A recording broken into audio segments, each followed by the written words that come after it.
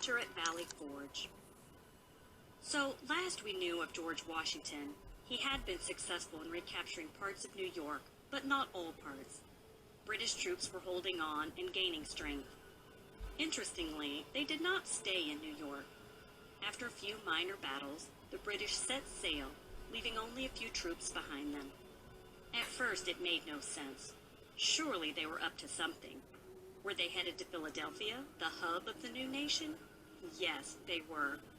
Washington followed, but not quickly enough. Members of the Continental Congress, meeting in Philadelphia, scrambled for safety as the British came their way. By late September 1777, British troops successfully took Philadelphia under British General Howe. Washington's troops were too thin and too weary to strike, and chose to stick out the winter at a nearby place called Valley Forge.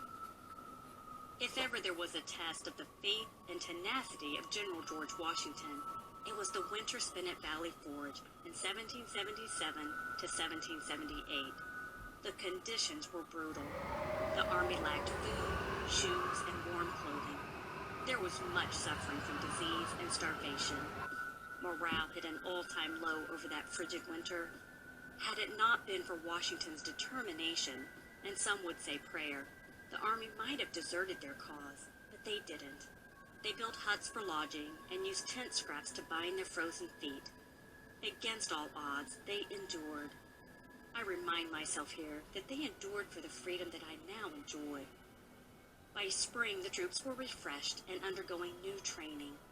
Their new outlook wouldn't be needed for Philadelphia, however.